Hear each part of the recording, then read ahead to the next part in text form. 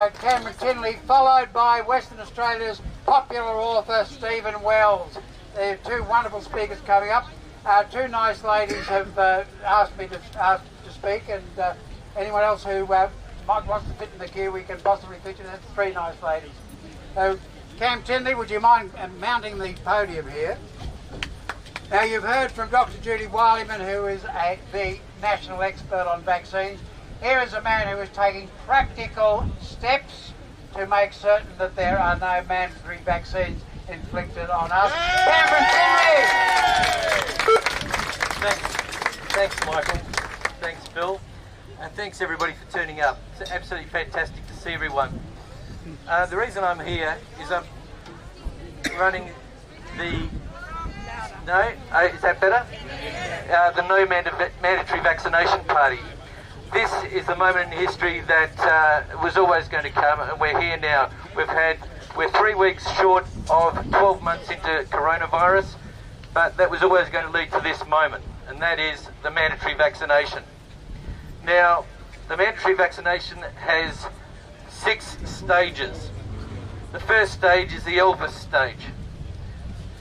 In 1956, Elvis Presley went on the Ed Sullivan Show with tens of millions of people watching. He didn't go onto the stage with his band, he came on with doctors and nurses and got the polio vaccination on stage in front of the nation. The reason he did that was to show people that it was safe, he was prepared to do it, so you should be prepared to do it. A complete con. The second stage is going to be the do the right thing stage. That's where the government asks you just to be a good Australian and to get this vaccination. The third stage, you'll be able to get back to the things you normally do, go to church, go to football, go to theatres, go to restaurants, just like the good old days if you just get the vaccination. That's the third stage. The fourth stage, you're fighting for your survival. You won't be able to get a job, you won't be able to hold your job unless you get this vaccination. You won't be able to get benefits unless you get the vaccination. Now it's getting more serious. Then it's the physical survival stage, where you can't get food and medical treatment unless you get the vaccination. Then the final stage is what I'm calling the Section 158 stage.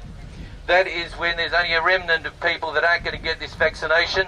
The police will turn up at your door, they will smash down your door, they will ask you to remove all of your clothing, they will hold you down and inject you and give you a $20,000 fine if you protest about that, and make sure you get the vaccination. People will think that is an exaggeration, but that is the law. Anybody can read that. It's not hard to Google Section 158 or to Google the Public Health Act, and you can see exactly what's in store if we don't do anything. But the point is we can do something.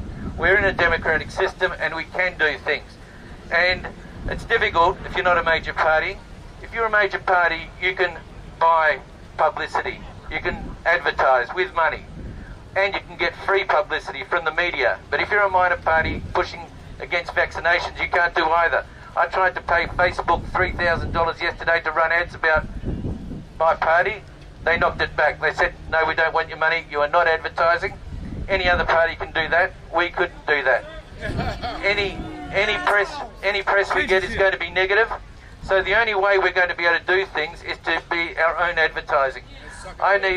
Yesterday was the biggest day we've ever had. We've had 2 big days with the No Mandatory Vaccination Party. The biggest day, well before yesterday, was at the Collingwood Eagles game when we got 100 members because we could advertise and people heard the message.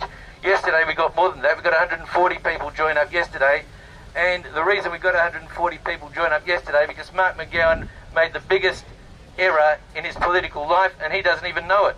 He doesn't even know what he did. But he made the enormous mistake of saying that it would be mandatory for children in schools to be vaccinated. Not made my that announcement, and he's now, as a result of that, he's reached his high point. It's all downhill from here. And we need people to be candidates, we need people to be volunteers, and I gave a speech 6 weeks ago in front of Parliament House where I said that by the next election we would be as big as the Liberal or Labor Party, and we're still on track to do that.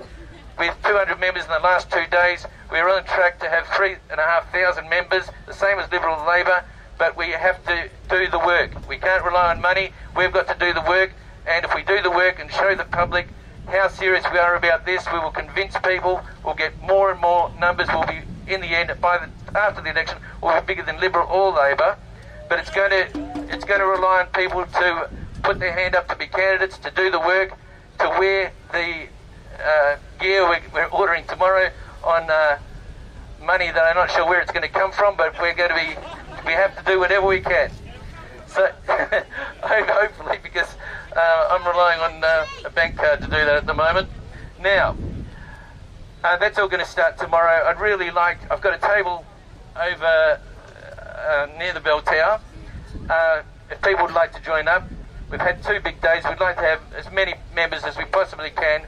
We're going to make a big impact. They can't keep ignoring us if we have the numbers and if we've got signage, and they just cannot avoid us. So that's all I'd like to say. I'd like to thank everybody for turning up. Thank Michael for doing all of these things, and thank you all. Thank you very much.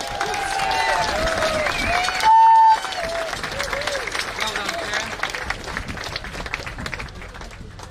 Cam. Tinley.